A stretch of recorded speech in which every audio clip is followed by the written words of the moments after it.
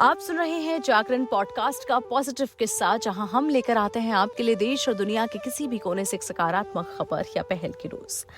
आज का किस्सा मैं आपको सुनाने जा रही हूं एक ऐसी महिला का जो न केवल भारत की सबसे अमीर महिला है, बल्कि समाज सेवा और राजनीति में भी अपनी खास पहचान वो रखती हैं। सावित्री जिंदल, जो ओपी जिंदल ग्रुप की चेयरपर्सन है। उन्होंने हाल ही में यानी कि पिछले साल एक बड़ा राजनीतिक फैसला लिया और उन्होंने कांग्रेस छोड़कर भारतीय जनता पार्टी का दामन थाम लिया और अब वो हरियाणा की राजनीति में एक नई भूमिका में नजर आती हैं। यह फैसला सिर्फ एक राजनीतिक बदलाव नहीं था, बल्कि उनके जीवन के एक नए अध्याय की शुरुआत भी है। 74 साल की उम्र में भी सावित्री जिंदल का समाज और देश के प्रति समर्पण काबिले तारीफ है। वे महिलाओं के लिए प्रेरणा हैं कि उम्र कोई बंधन नहीं होती और अगर हौसले बुलंद हों तो किसी भी मोड़ पर एक नई शुरुआत की जा सकती है। उनकी सफलता का सफर एक गृहिणी से लेकर बिजनेस टाइकून और फिर एक सशक्त राजनीतिक नेता बनने तक है। सावित्री जिंदल जो हैं वो भारत में महिलाओं में सबसे अमीर मानी जाती हैं।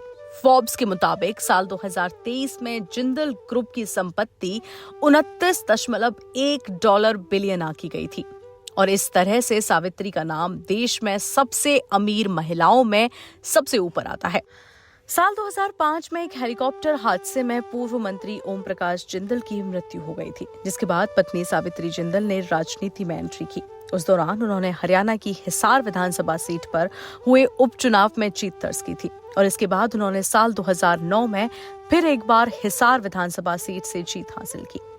इस बीच वह कांग्रेस सरकार में नगर निकाय मंत्री भी रहीं और साल 2014 में हरियाणा विधानसभा चुनाव में सावित्री ने भारतीय जनता पार्टी के नेता डॉक्टर कमल गुप्ता को भी हराया और फिर पिछले साल उन्होंने कांग्रेस को छोड़कर भारतीय जनता पार्टी का दामन थाम लिया। आपको बता दें कि देश की सबसे अमीर महिलाओं में पहले नंबर पर आने वाली 84 वर्षीय सावित्री जिंदल जिंदल समूह की जिम्मेदारी संभाल रही हैं। उनके पास करीब 2 लाख करोड़ से ज्यादा का नेटवर्थ है और अगर बात करें दुनिया की तो वह टॉप अरबपतियों में 56वें नंबर पर आती हैं। आप सुन रहे थे जागरण पॉडकास्ट का पॉजिटिव किस्सा। फिर मुलाकात होगी ऐसे ही सकारात्मक किस्से के साथ। तब तक के लिए सुनते रहिए जागरण पॉडकास्ट।